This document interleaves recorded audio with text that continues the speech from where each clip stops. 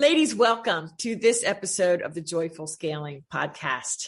Today, we're talking about something related to money, but there's a twist on it, okay? We are talking about collecting the cash, okay? I'm here with Dr. Dee Bowden. She's the creator of Collect the Cash, the book, the course to come, all kinds of good stuff, all right? She works with small businesses who want to solve their cash flow problems, and she's on a mission to keep small businesses profitable. And I want to tell you this just quick story before I actually bring Dee on. After collecting $6 million in 60 days while working for a small IT company, Dee recognized, wait a minute, small businesses also fall prey to revenue loss because they don't collect their outstanding invoices. And her revenue recovery strategies have been featured in Forbes, Yahoo Finance, VIP Global, Black Enterprise, and Thrive Global. So she is the real deal. Dee, welcome to the show. Well, thank you so much, Judy, for that great introduction. It is an honor to be here. I always like to start off with gratitude. Gratitude is one of my three things. And it's like, first of all, let me just say thank you. So I'm excited to have this conversation. I'm looking forward to it. I've been like a little kid, like, let's go. Yeah, let's do this thing. Because, cash flow is the lifeblood of business.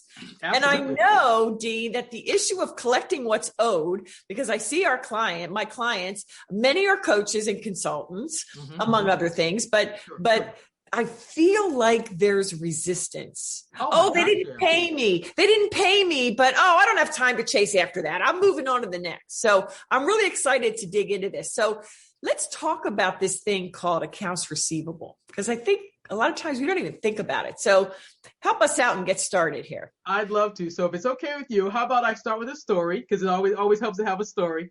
Great.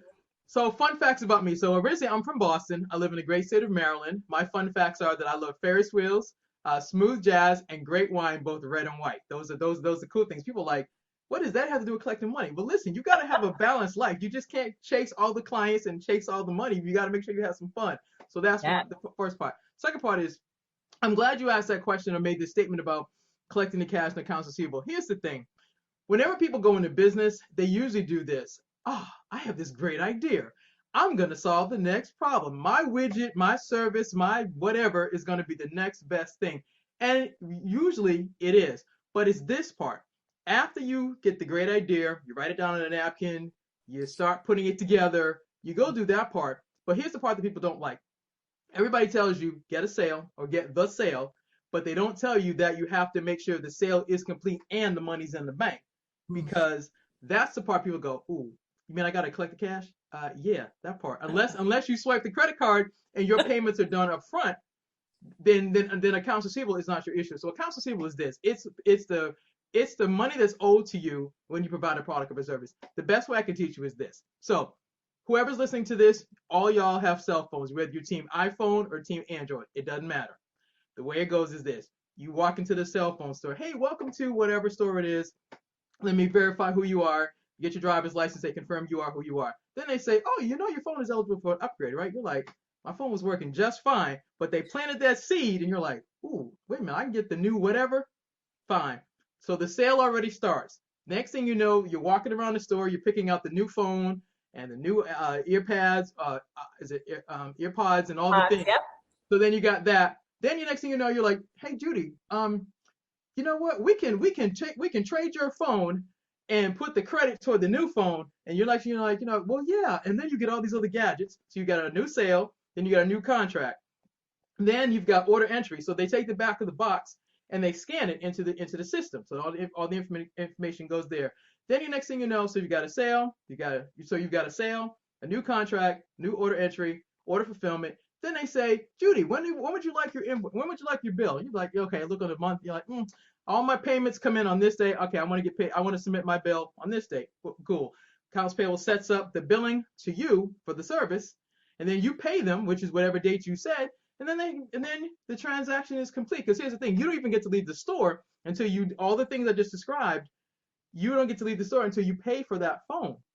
But the point is that the company makes sure they get their money before you leave the store.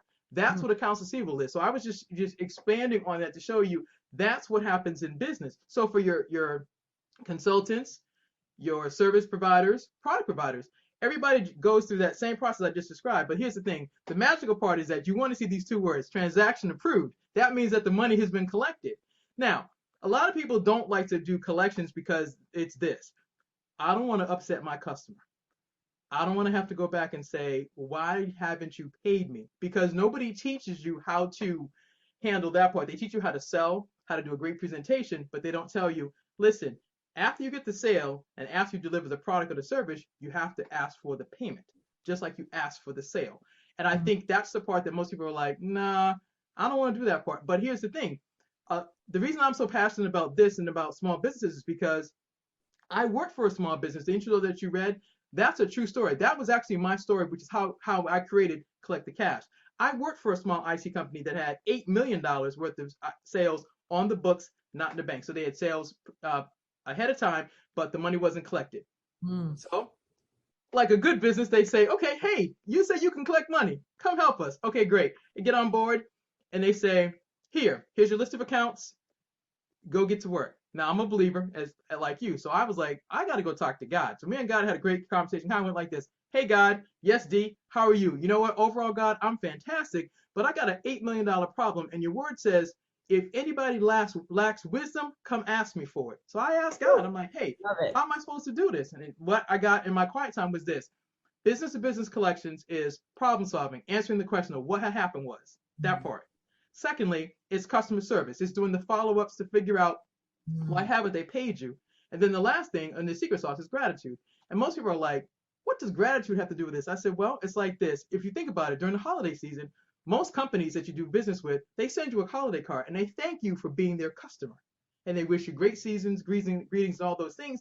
And they say, we look forward to serving you in the new year. What are they doing? They realize that you have a choice where you spend your dollars. And if they take the extra step to acknowledge you, you're like, oh, well, they see me. I'm not just a number. I'm not just a customer. I actually matter. Because that the art of saying thank you is kind of a lost art, especially in our world, because everything is 144 characters or less. Like, no. So I decided that those three things, problem solving, customer service, and gratitude, would be the pillars from which I do business collections. And so after that, I was able to collect $6 million. And then the unthinkable happened. The CEO of the company says, let's come downstairs. If you've ever worked for corporate or ever worked for a company that's gone out of business, you'll appreciate this. We all come downstairs and he says, listen, thank you all for your services. That's all the departments. We made an executive decision. We're closing the company and you got 30 minutes to go get your box and leave the building 2 months before Christmas.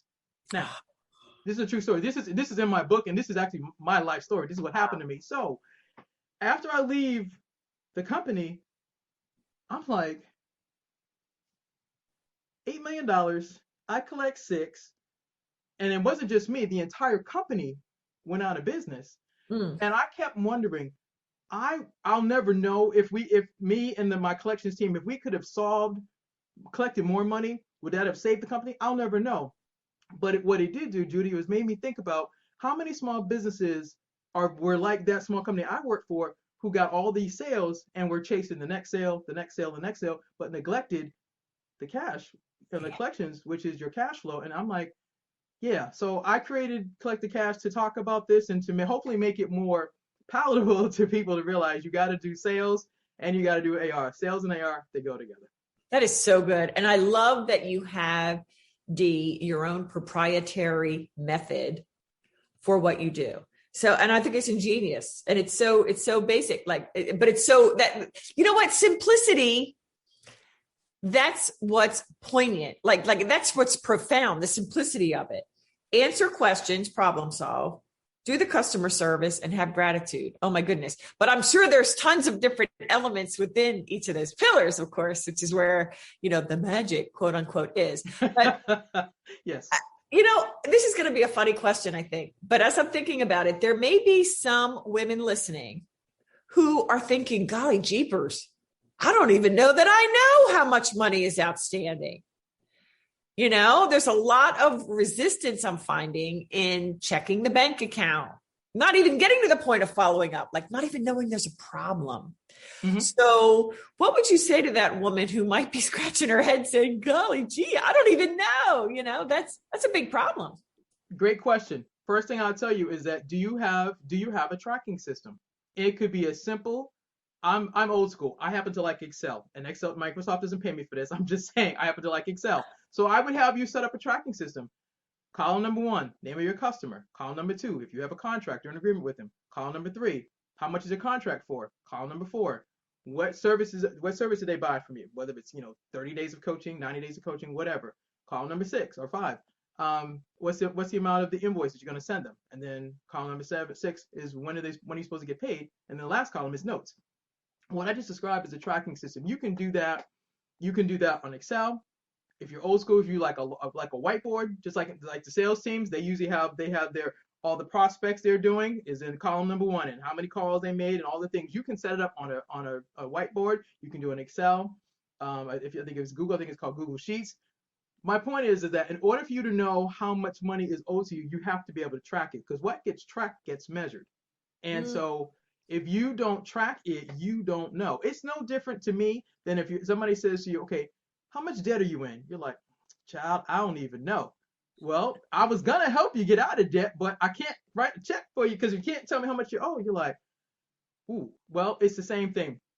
And I'm not saying that to be funny. I'm saying it more to make a point of whatever you track. So whether you track your sales, you track your payments, you track your customers, you have to track these things. And that's part of how you're in business, because if you have, for example, if you sell products, if you have inventory, if you run out of sneakers, you got to know how many sneakers are left on the shelf so you can reorder your sneakers. Well, in the same vein, you got to know how many payments are due to you, and do you have them scheduled? If you say this customer said they want to pay me on the 25th, on the 25th, if the payment hasn't hit that next day, hi, Judy, we need to chat. Your payment didn't come through, and I need to understand, what happened. And here's the thing: sometimes people don't always ghost you just because they're trying to be mean. Sometimes people have financial issues, or they have situations that they're embarrassed to say something. But here's the thing: if you're able to get on the phone, I believe in having a conversation and saying, listen, I understand we had an agreement. You scheduled your payments on the 25th. 26th has come, and I still don't have my money. Now, can we discuss what's going on? Answering the question, what happened? And give them a moment to explain to you what it is. Now, sometimes it's as simple as, especially in the consulting or consulting group, it could be, okay, swipe the credit card, it didn't go through. Great. Do you have another one? Or B, can I have 24 hours to make a payment so that by the time this payment goes through, you can process your payment? Sometimes people just need grace, but you won't know this unless you talk to people. I happen to learn this by talking to people and finding out, what happened. Now, are there people that don't plan on paying you? Absolutely. There are people that they're just not going to do that part. But the thing is, when you sign the agreement with them, hopefully what you've done is you've had a great conversation. You've been clear about your deliverables. You've been clear about what you're going to do for them, and you've established, okay, within the confines of the contract, okay, we're setting up a payment plan. You pay me on the 25th of every single month, and I deliver these things or these products or these services. Great. If you run into a problem, take responsibility and say, okay, you know what, Judy, I'm not going to be able to make my payment here, but I need until this day. I think you or any other reasonable business partner would say, okay, you need grace. Great. One time, that's cool. Most people will do it one time. If this becomes a repetitive issue, then we got to find out what's going on, because why I'm delivering my product to you, my service to you, I expect to get paid. Now, I understand I may have to, adjust things. That's great. But this can't be a recurring problem.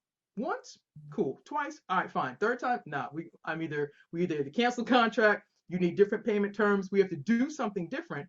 But here's the thing: because you came to me because you want me to help you solve your problem. Great. I need to get paid for helping you solve my problem. That part. Yeah, that's right. I love it. A couple things I want to highlight. Sure thing. As a lawyer, of course, I love contracts. Yes.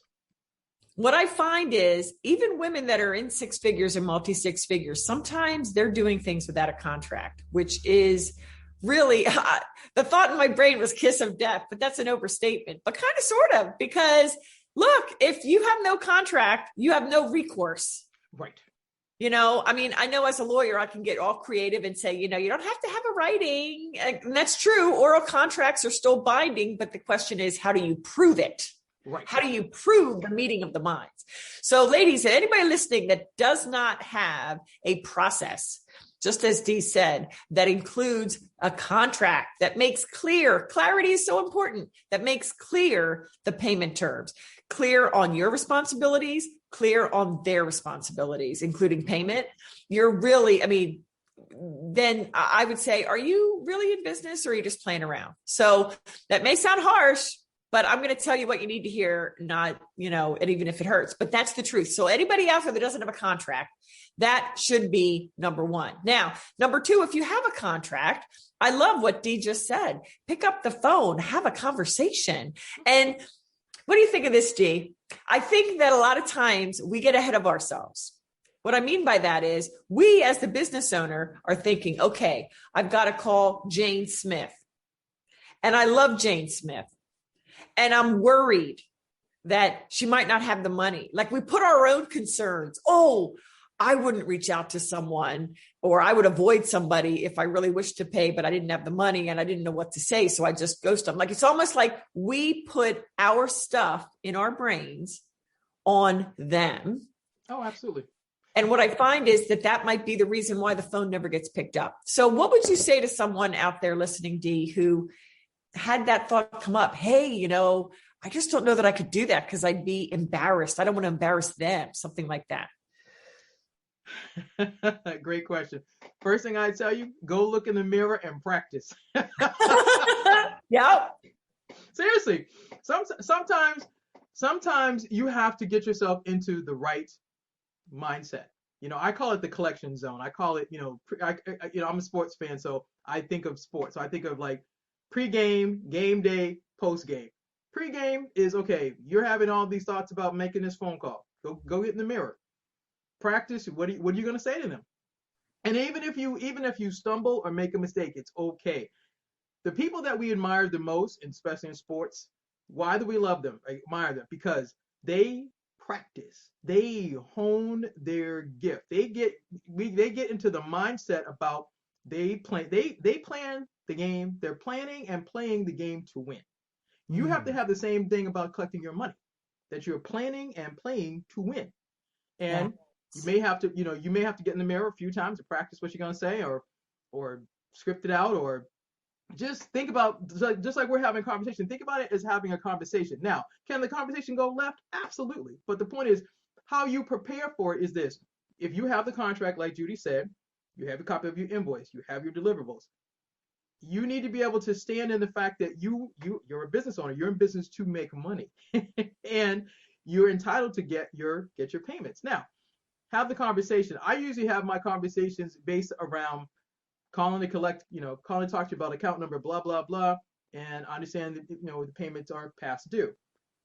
Like to find out why. And then be quiet and then take notes and let them tell you why. And then you can decide based on your relationship. Okay, this is a legitimate excuse or a legitimate concern. I'm willing to work with it. And then you have to decide. Now, if they can't pay you the full amount, taking a partial payment is just fine, and document that. And then make sure you tell them, okay, you owe me $10,000. I understand you don't have all that. What can we do today? And then accept the partial payment and then follow up with the email. Total payment was this. Partial payment made was this, and the next payment will be on this date, and this date.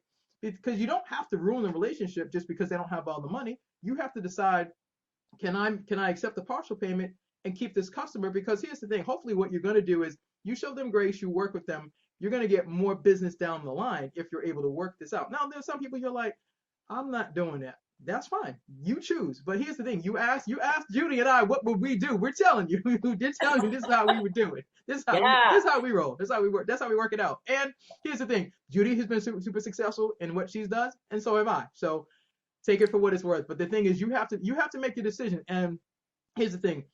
You can do it afraid. You can absolutely do it afraid. You can be scared. You can be shaken. But point is that you have to decide that I don't want to lose any money.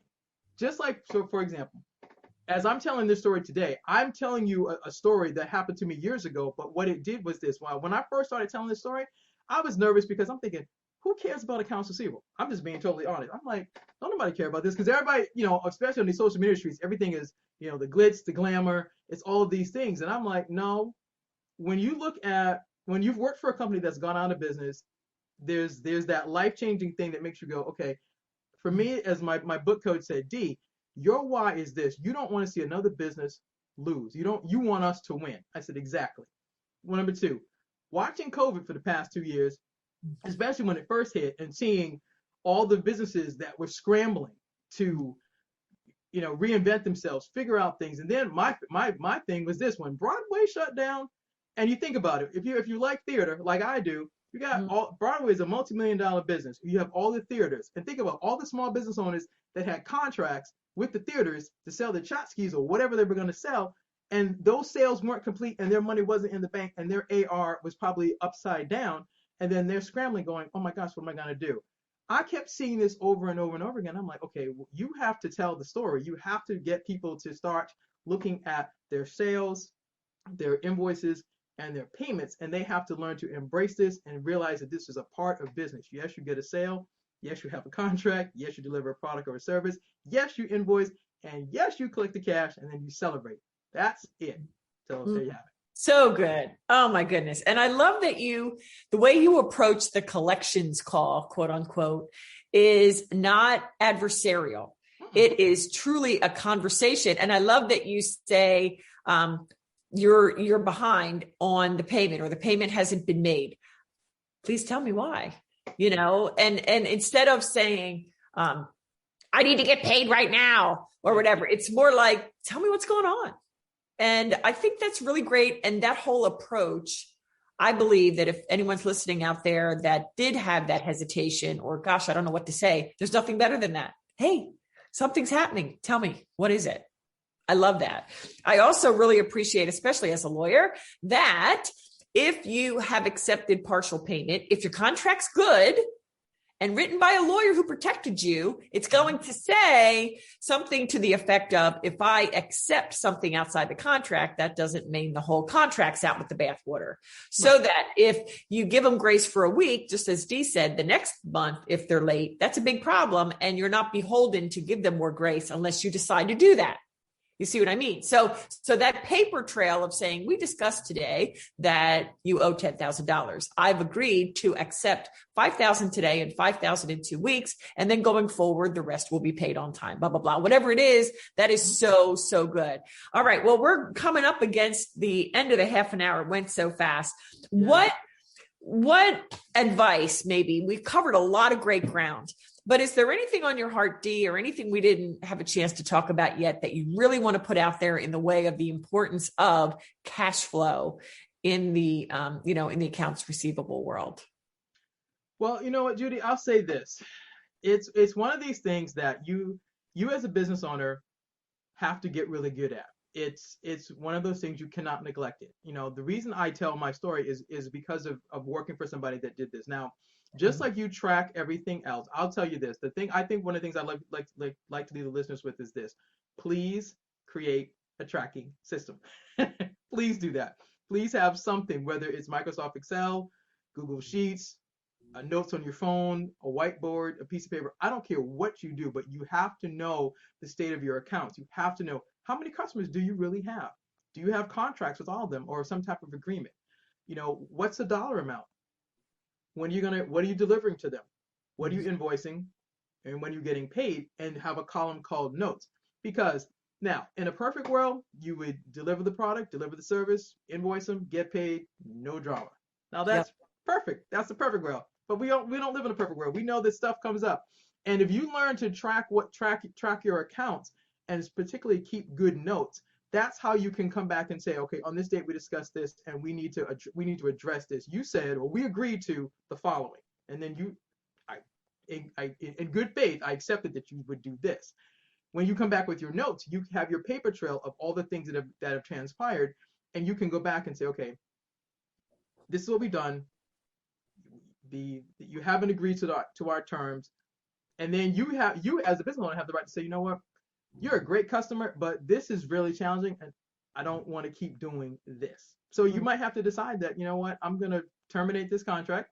I'm going to settle up with you, and then we're going to part ways, and hopefully you can part ways on a good term, because sometimes in business there are customers that just don't fit. Sometimes they're just one term and one time only, and that's okay. most of us we're looking to have customers for the long term, but you also have to learn a lesson that if you don't track all this, you're not going to know. If you don't keep up with it, you're not going to know. And my goal is to make sure that you understand, like I said, the title is this: collect the cash. The sale is not complete until the money's in the bank, but you must collect it first. Oh, I love it. Oh my God, that's so good, Dee. And it starts with a decision. Tough conversations don't have to be tough. Decide that it's not going to be a difficult conversation. It's going to be just a conversation, a very professional, above the board conversation where it's just a give and take. And then you get to, see, here's the thing, not I have to, but I get to decide if this is going to continue to work or not. And one thing Dee didn't mention that, of course, me as a lawyer, I think of is if the dollars are enough and different circumstances are such, and I know nobody wants to talk about this, but if you have to sue somebody, that's reality, ladies. Sometimes the best thing to do is walk away, part ways. God bless you. Bye-bye. But there are some times when, that's why I went to law school, Dee. I didn't go to law school to make millions of dollars. I went to law school to right wrongs. And that I'm always a person of principle. So, that kind of thing. All right. So go ahead. No, I was going to say, thank you for sharing that. It totally makes sense. And like, you're on the side of righting wrongs, and I'm on the side of righting wrongs in terms of teaching people how to collect their cash. And I want them, because I want them to win. You and I are both on the same page. We come at it from different angles, but our goal for the listening audience is we want you to win. Yeah. And if you get the principles from on Judy's side and my side combined, you should win. Yeah. Yeah. You're a winner all the time. And in Christ we are, no matter what happens. Hallelujah. Amen. Amen. All right. So where can our listeners find you? Where can they grab your book? All of that. Tell us. Sure thing. Well, first of all, let me say thank you again for the opportunity to be here. It's been a great time. So thoroughly enjoyed it. So getting a copy of Collect the Cash, please visit www.collectthecash.biz/book. That's www.collectthecash.biz/book. I am on Facebook as Dee Bowden. LinkedIn is Dee Bowden. Instagram is @DCollects, but you'll still find me. So again, Dee Bowden on Facebook, LinkedIn, Instagram is @DCollects, but the book again, www.collectthecash.biz/book. It would be my honor and privilege to actually sign a copy and send it to you. I love being able to sign and write you a personal note, because here's the thing, like I said in my story earlier, people have a choice where they spend their dollars. If you choose to do it with me, I want you to know that I value that, and I actually write you a personal note and ship it to you personally. Wow. Dee, I knew I loved you. I didn't know how much I felt more in love with you. So thank you for sharing all of that wisdom. Really wonderful. Thank you. It's actually been a lot of fun. I've definitely enjoyed it. I look to come back and do some more in the future. All right. Excellent. Well, ladies, thank you for listening. And if you have been blessed by this show, would you please take a moment and leave a rating and a review, even if it's one word? Wow. Awesome. Oh, that's not more than one. That's what's 2 words, but great. It means the world to me. And also go to my podcast page on my website, judyweber.co/podcast. Scroll down a bit, leave me a voice note. Tell me, Judy, Dee is on fire. Bring her back, or whatever feedback you want to share. And I'm going to be playing it on upcoming podcast episodes. So once again, Dee, thank you. Ladies, we will see you next time. Take care.